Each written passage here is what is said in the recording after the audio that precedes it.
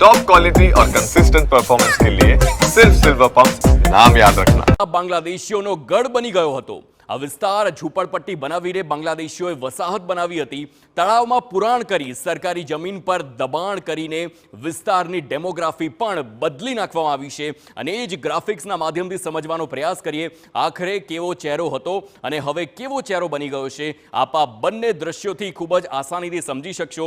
હવે આ જુઓ, સૌથી પહેલા આ 2011નો આ મેપ દર્શાવવામાં આવ્યો છે। આ 2011ના મેપમાં આખો આ ચંડોળા તળાવ છે અને ચંડોળા તળાવમાં ખાસ કરીને આ વિસ્તારની વાત કરીએ તો 2011માં જે બાંગ્લાદેશીઓનો વસવાટ હતો તે આટલો હતો।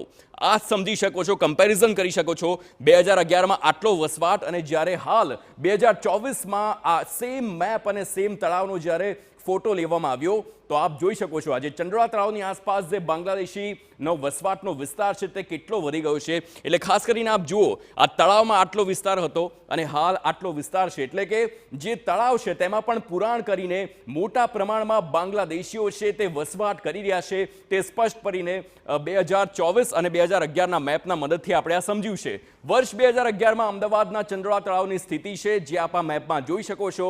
કેટલો એક પતલી એક લાઈન જ કહી શકાય, આટલા જ જે વિસ્તાર હતો તેમાં બાંગ્લાદેશીઓનો વસવાટ 2011ના મેપમાં જોવા મળે છે। અને જ્યારે આ મેપ આપણે બદલીએ અને હાલનો એટલે કે 2024ના મેપની મદદથી આપણે જોવાનો પ્રયાસ કરીએ તો આખી આ સ્થિતિ બદલાઈ જાય છે।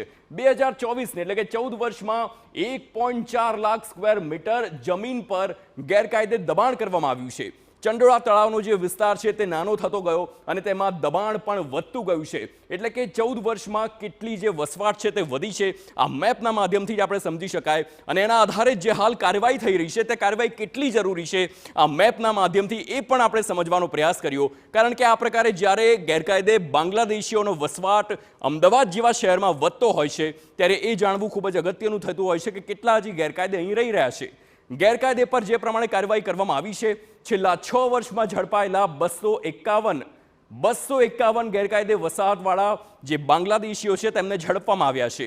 તો છેલ્લા 6 વર્ષમાં 251 તો ઝડપાયા છે, પરંતુ આ જે વસ્તી છે તે સતત વધી રહી છે।